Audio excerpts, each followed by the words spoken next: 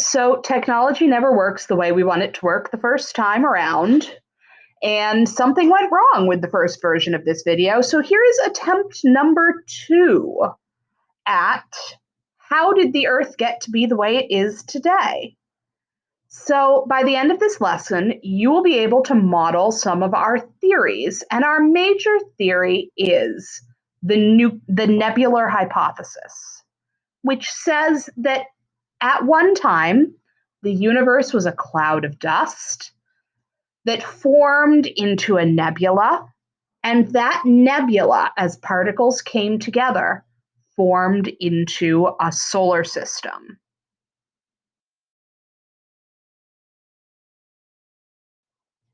So once the Earth got to a certain size, it would have formed a sphere.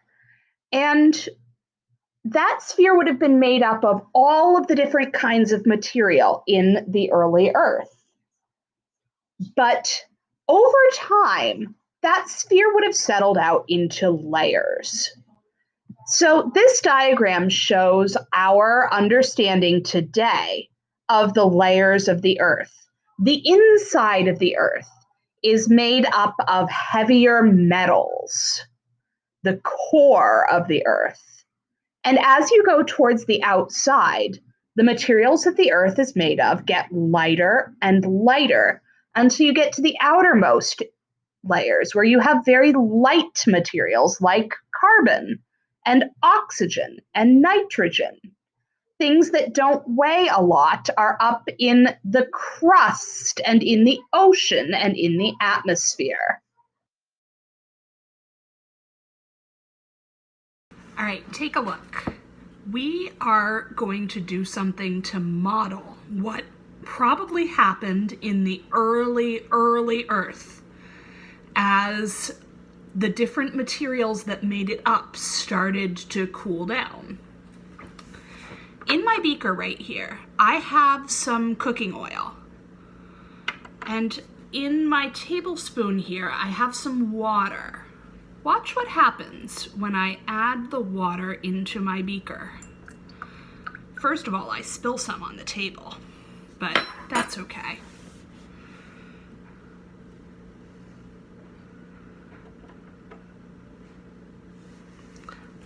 See how the oil and the water are slowly separating so that the oil is floating on the top and the water is left on the bottom.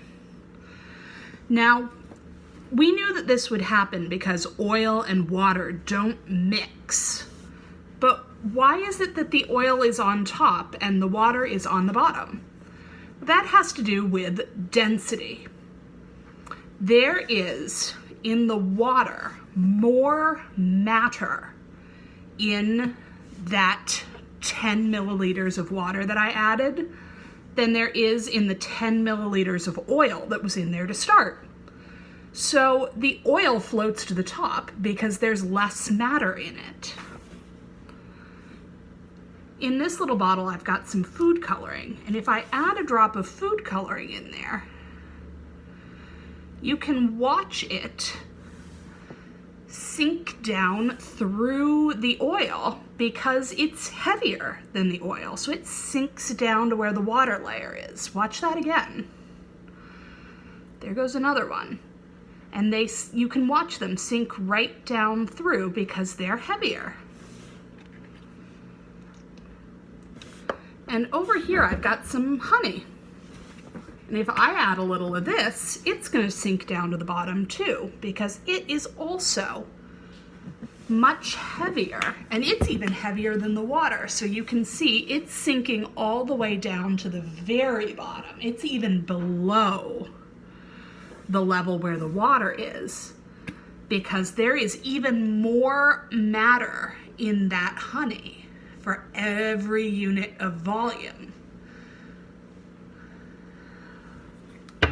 So I can make 3 separate layers: an oil layer on the top, a water and food coloring layer in the middle, and a honey layer that's forming on the bottom. So, this explains why the Earth would have formed into the layers that we see in this diagram. When the Earth was made of all liquid materials, the lightest materials would have floated to the top layers. And as materials started to cool down and change densities as the Earth cooled, they might have moved to different levels. Like the metals that were very heavy would have sunk to the center to form the core.